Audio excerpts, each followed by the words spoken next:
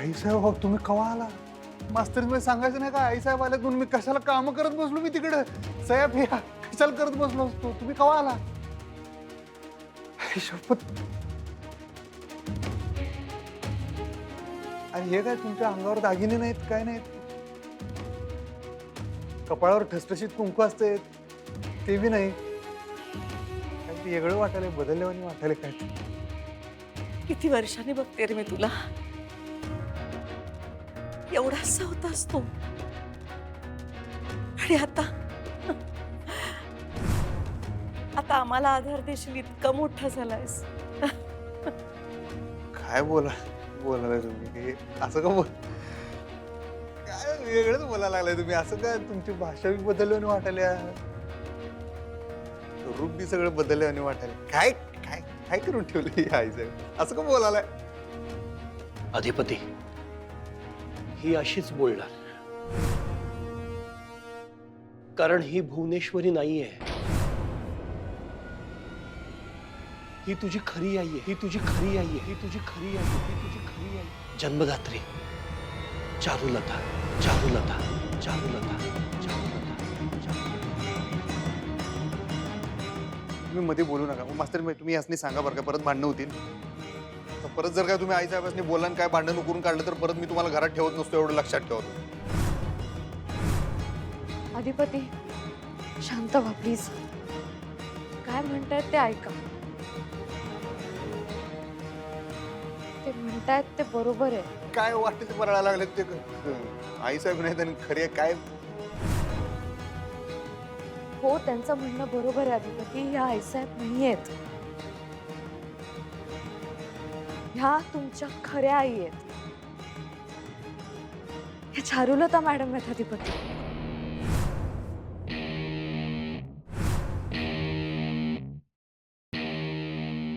काय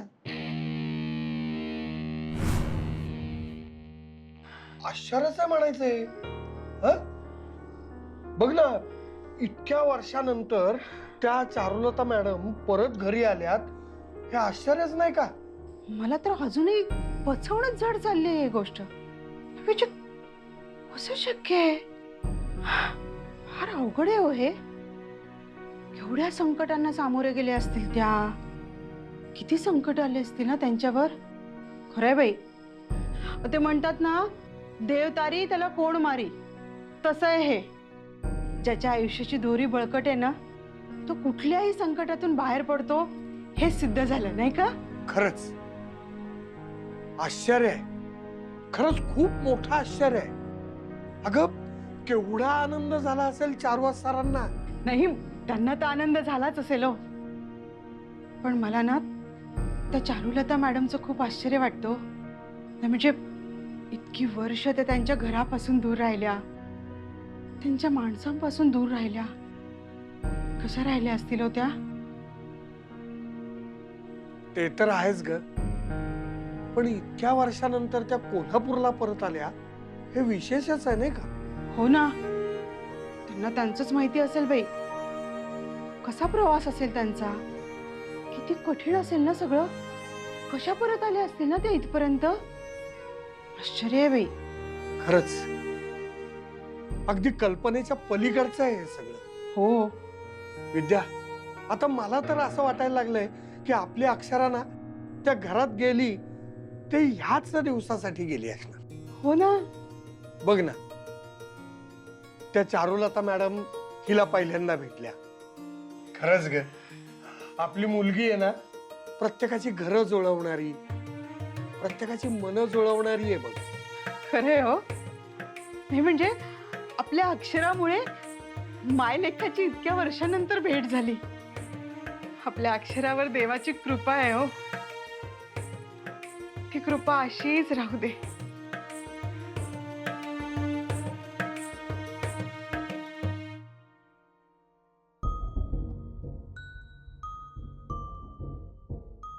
मम्मी अगं नको टेन्शन घेऊ म्या अधिपतीचं बोलणं ऐकलंय तो बी फसलाय म्हणजे अगं म्हणजे अधिपतीला बी असं वाटतंय का ती चारुलता तीच भुवनेश्वरी आहे अगं आपलं बी तर तेच झालतं की आपण कुठे वेगळा विचार करत होतो असाच विचार करत होतो की परछनची ती बाई जेव्हा तोंड उचकटून बोलायला लागली का नाही तेव्हा मला खात्री पटली का ही बाई आपली ताई असूच शकत नाही.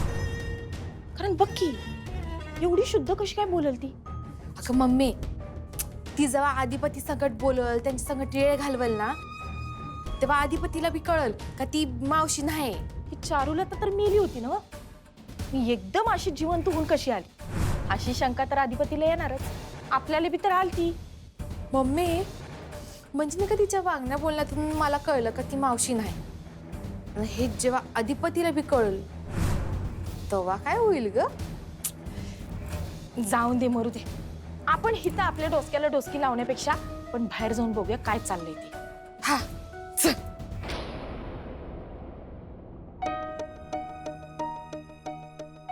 अधिपती, ही आहे तुझी खरी आई. आता तुला कळेल आईची माया कशी असते. खऱ्या आईची खरी माया. नाही नाही, हे कसं काय शक्य? अरे आम्हालाही असंच वाटलं होतं, पण चारुलता जिवंत आहे. अधिपती, तुझ्यासमोर जी उभी आहे ती तुझी खरी आई आहे. जिनं तुला पोटात वाढवलं, जिनं तुला जन्माला घातलं, तुझी जन्मदात्री चारुलता. आपल्या सगळ्यांच्या आयुष्यातला हा मोठा चमत्कार आहे. विश्वास ठेव. तुम्ही ग बसावं, तुम्ही काय बोलू नका. तुमचं काय मला ऐकायचं नाही. आता मला तुमच्या संग बोलायचं नाही. हे काय थांबत नाहीत बोलायचं. तुम्ही आई साहेब, ओ तुम्ही सोंग घेतले, तुम्ही चेष्टा करा. आई साहेब चेष्टा करायला ना हो? काय असं तुम्ही आमच्या आई साहेब म्हणून या की समोर. हे काय काय हे? अधिपती, त्या चारुलता मॅडम आहेत. त्या विश्वास ठेवा प्लीज, खरंच विश्वास ठेवा. शक्यच नाही. अधिपती, अधिपती, अरे आई आहे तुझी ती. असं परक्यासारखं नको बघू तिच्याकडं.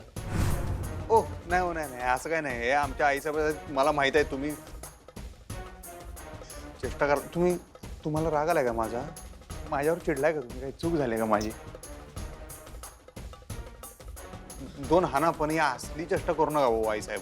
बाजल हो. बघा बघा,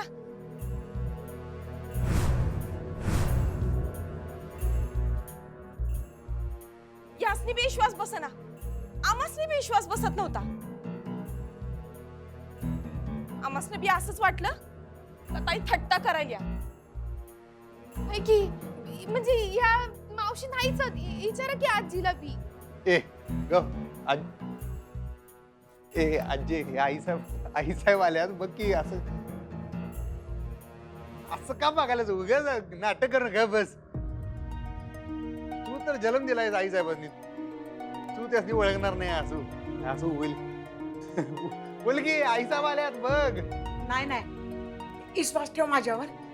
ती माझी लेक नाही आहे. त्या चारुलता ताई आहेत. ए गप ग, उगाच काय तर आपलं हिचं पण का नाही. गप बस आजी, आमच्या आई साहेब आहेत. एवढं मोठं सोंग करायला लागलं का? पण तुम्ही असं नाटक करताय ते कळणं झालं. काय झालं? अधिपती, अधिपती माझं जरा ऐकता का? काय ऐकून घेऊ मी आता? काय ऐकून घेणार आहे? आमची खरी आई कधी मोठा ऍक्सिडेंट झाला, त्याच्यातनं कशी काय वाचली बरं? आणि एवढ्या वर्षानंतर बरं. हा बरं, आणि आता आमच्या आई साहेब घरातनं गायब झाल्यावरच नेमकी आमची खरी आई आल्या असं सांगतोय काय? तर हो, अहो असे चमत्कार घडतात. ते जेव्हा आपल्या आयुष्यात घडतात ना, तेव्हा आपला त्यांच्यावर विश्वास बसतो. तुमचं म्हणणं बरोबर आहे. त्यांचा ऍक्सिडेंट झाला होता, पण त्यांना त्यातून एका आजींनी वाचवलं. त्यांना घरी घेऊन गेला, त्यांच्यावर उपचार केले. आधी त्यांना काहीच आठवत नव्हतं, पण मग त्यांना गोळ्या दिल्या, औषधं दिली, आणि मग त्यांना हळूहळू गोष्टी आठवायला लागल्या. आणि जसं त्यांना आठवायला लागलं ना, तसं त्या आपलं घर शोधत ते इथपर्यंत आल्यात. अधिपती, मी तुम्हाला म्हटलं ना त्या दिवशी, मला भुवनेश्वरी मॅडम सारख्या कुणीतरी दिसल्यात म्हणून. फक्त त्या अशा खूप साध्या वेशात होत्या आणि वेगळ्याच दिसत होत्या. मी तुम्हाला म्हटलं ना, तेव्हा तुम्ही माझ्यावर विश्वास ठेवला नाही, पण तेव्हा मला त्याच दिसल्या होत्या. खरं तर त्याच दिवशी मी त्यांना घरी आणलंही असतं. मी त्यांचा पाठलाग करत होते. मग तेवढ्यात तुमचा फोन आला. माझं दुर्लक्ष झालं आणि परत बघितलं तेव्हा त्या नव्हत्या तिथे.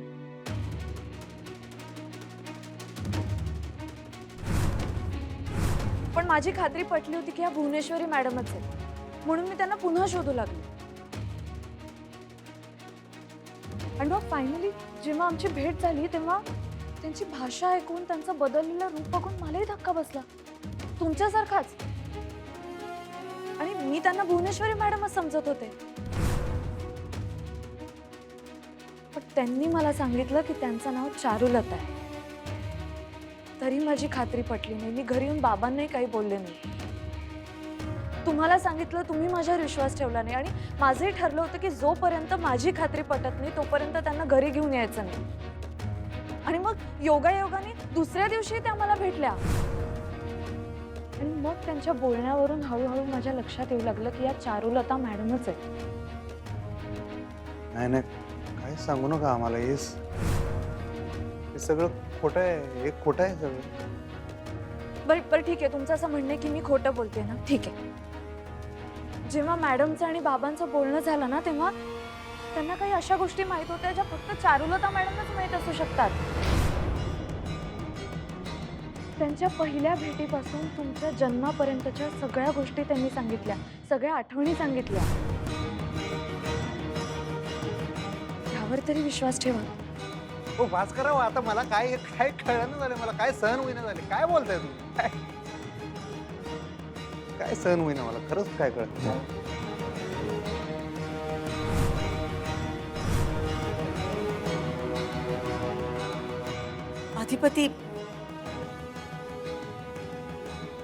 अधिपती मीच तुझी खरी आई आहे. मी तुला जन्म दिलाय हे सत्य आहे बाळा.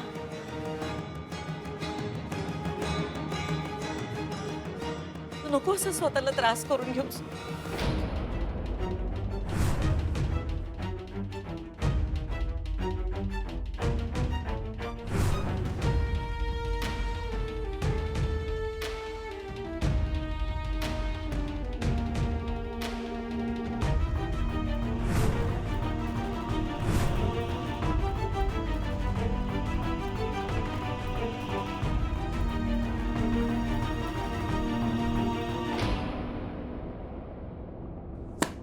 एक गोष्ट घडत नाहीये मनासारखी इथं.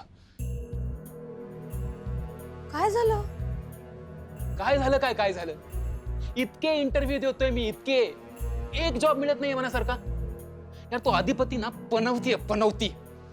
अरे असं काय करतोयस? तुला जॉब मिळाला होता ना? अगं नाही करायचंय मला तो जॉब. एक तर तो फार लांब आहे, त्यात पगार कमी. निम्मा पगार ना येण्या जाण्यात निघून जाईल आपला. दुसरा जॉब शोधतोय मी. इथे आधीच सगळे खर्च वाढलेत लग्नानंतर. म्हणजे लग्नानंतर खर्च वाढलेत म्हणजे म्हणायचं काय आहे? माझ्यामुळे वाढतोय खर्च? ए बाई, मी असं कुठे म्हणालोय? मग नक्की म्हणायचं काय आहे? खर्च वाढतोय म्हणजे काय? हिरा, हे बघ, तसं नाही म्हणायचंय मला. मला काय म्हणायचं ते ऐकून तरी घे, तू समजून घे. हे बघ, आपलं लग्न इतक्या घाई गडबडीत झालं ना की मी तयार नव्हतो, प्रिपेअर्ड नव्हतो या गोष्टीसाठी. सगळं अचानक अंगावर आलंय माझ्या, बर्डन आलंय हिरा मला. ते म्हणतात ना, लग्नानंतर सगळं आयुष्य बदलतं. कुठलं काय, अजूनच वर्स्ट होत चाललंय सगळं. निखिल, अरे जाऊ दे, ठीक आहे, तू टेन्शन घेऊ नकोस. हे बघ, भुवनेश्वरी मॅडमनी मला शब्द दिलाय, आपल्याकडे खूप पैसा लवकरच येईल आणि आपण इतके दिवस प्रामाणिक राहिलोय, त्याचं फळ एक ना एक दिवस नक्कीच मिळेल की नाही? हो, कधी येणार आहे तो एक दिवस? हा, कुठे आहे त्यांचा पत्ता? कुठे आहे? त्यांनी तुला शब्द दिला आणि आता त्या स्वतःच गायब आहेत. चांगले दिवस येणार आहेत. निखिल, गायब म्हणजे काय अंतर्धान पावल्यात का? येतील ना कधी ना कधीतरी. आणि तू बघच, त्या एकदा आल्या ना की एक मोठी बॅग काढते की नाही बघ त्यांच्याकडे. तू तर असं बोलते जसं काय त्या तुला सांगून येणार आहेत. अगं, त्या कुठं गेल्यात, का गेल्यात, काहीच माहिती नाहीये आपल्याला.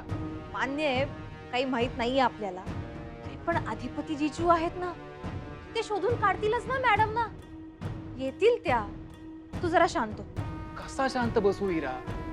अगं, पैशांची इतकी सवय झाली ना की तो हातात नसला ना की चिडचिड होते रे माझी. हे बघ, माझी तीच अवस्था. पण आपल्याकडे दुसरा काही ऑप्शन नाहीये. हिरा, तू तुझ्या ताईला का विचारत नाहीस? म्हणजे भुवनेश्वरी मॅडम परत आल्यात का, केव्हा येणार आहेत? निखिल, अरे मी ताईला असं डिरेक्टली नाही विचारू शकत काही. मी आईला फोन करून विचारू शकते. अगं मग कर ना फोन त्यांना, कसली वाट बघतीयस? थांब, हा घे फोन कर, लगेच विचार. लागला? हॅलो हिरा, अगं काय, कशी आहेस? तब्येत बरी आहे ना तुझी? हो, मी बरी आहे. मला काय झालंय? नाही नाही, म्हणजे तू स्वतःहून मला फोन केलायस म्हणून विचारतेय. आता तू आयुष्यभर टोमणेच मारणार आहेस का मला? तुझ्या लाडक्या लेकीला तर काही बोलतच नाहीस, फक्त मलाच बोलतेस. अगं आई, मला विचारायचं होतं की ताई कशी आहे ग? बरी आहे का ती आता? हिरा, अगं ती बरी आहे. तू कशी आहेस सांग, तू बरी आहेस ना? बरी आहे म्हणजे? अगं आई, तुझ्या सासूबाईंचा पत्ता नाहीये. एकदम बरी कशी काय? अगं हो, खऱ्या अर्थाने ती आता जास्त बरी आहे. म्हणजे? अगं म्हणजे तिच्या खऱ्या सासूबाई घरी परत आल्या आहेत. खऱ्या सासूबाई म्हणजे? अगं आई, तू काय बोलतीयेस? मला सांग, भुवनेश्वरी मॅडम परत आल्यात का? नाही नाही अगं, भुवनेश्वरी मॅडम नाही आल्यात अजून. अगं म्हणजे तिच्या खऱ्या सासूबाई म्हणजे अधिपतींच्या आई चारुलता मॅडम आहेत ना, त्या घरी परत आल्या आहेत.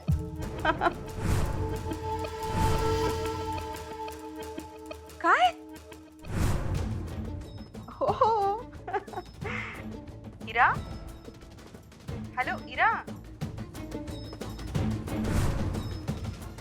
काय हिरा, काय झालं?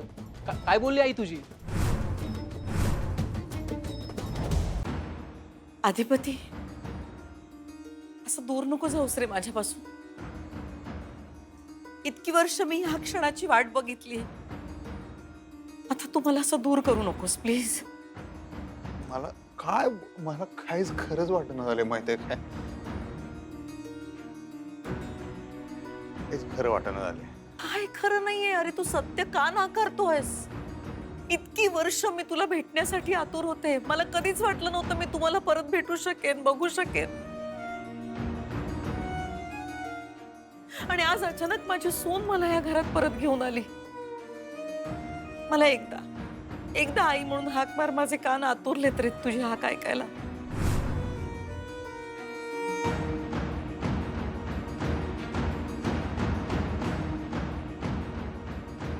तुम्ही आम्हासनी जन्म दिलाय, ते कर्ज आम्ही आयुष्यभर फेडू शकत नाही. पाहिजे तर आमच्या कातड्याचे जोडे करून तुमच्या पायात घालतो, पण एक गोष्ट आम्ही तुम्हाला कवाच देऊ शकत नाही, ते म्हणजे आमच्या मनातलं आमच्या आई साहेबांचं स्थान.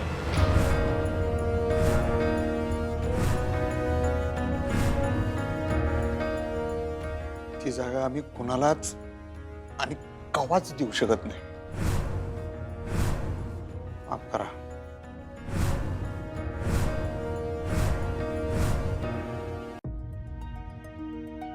का बोलू अधिपती? नाही, काय खोटं बोलणार नाही. तुम्हाला तर माहित आहे, जे माझ्या मनात असते तेच माझ्या तोंडावर असते. हेच तुला आता बदलावं लागेल अधिपती. तुम्ही गप बसावं, तुम्ही बोलू नका अजिबात. अधिपती बास ना, आता किती वेळा का चिडताय त्यांच्यावर इतके? माझं चिडणं दिसते तुम्हाला, फक्त मी का चिडतोय ते दिसत नाही. जे काय झालं ना, हे फक्त ह्या माणसामुळे झालंय. त्यांच्यामुळे आमच्या आईसाहेब घर सोडून गेल्या. यांनी बाहेर काढलं नसतं तरी ही वेळ आली नसती. ते आमच्यासाठी काय आहे ते यांना माहिती आहे, सांगतात. तेच यांच्या डोळ्यात खूप होतं. हे बघ अधिपती, तुला झालेला त्रास मला कळतोय, पण तू प्लीज शांत हो. तू इतका राग करतोयस ते मला नाही सहन होते. तू शांत हो. बघा, तुमच्यावर काय राग नाही आमचा, तुमचा काय दोष नाही याच्यामध्ये. तुम्ही आम्हाला जन्माला घातलं असेल, पण तेवढंच आई म्हणून ज्या काय आमच्या आठवणी आहेत त्या सगळ्या आमच्या आई साहेबांच्या आहेत. आमच्या लहानपणापासून फक्त आमच्या आई साहेबांनीच आम्हाला सांभाळले. त्या सगळ्या आठवणींमध्ये तुम्ही कुठंच नव्हता. मला माहित नाही, त्यांनी लय जीव लावला आम्हाला, लहानाचं मोठं केलंय. कसलीच अपेक्षा ठेवली नाही. एवढी माया केली आमच्यावर संस्कार केले, आमची सगळी आजारपणं काढली. रात्र रात्र आमच्या उशाशी बसून असायचे आमचे पैसे. आम्हाला लागलं की त्यांच्या काळजाला जखम होत्या. परवा साधी कुदळ लागली होती माझ्या पायाला, अख्खं घर डोसक्यावर घेतलं होतं त्यांनी. जरा पावसात भिजून आलो, 2 शिंका आल्या तर 10 डॉक्टर उभं करतात इथं घरात. लय जीव आहे त्यांचा आमच्यावर. म्हणून सांगवलं तुम्हाला, आई म्हणून मी जर कोणाला बघत असेल तर ते फक्त आमच्या आईसाहेबांनीच. मनाच्या गाभाऱ्यात फक्त एकच दिवी आहे, आमच्या आईसाहेब. आणि ते बदलू शकणार नाही. आम्हाला जन्म देणारी खरी आई जरी समोर आली तरी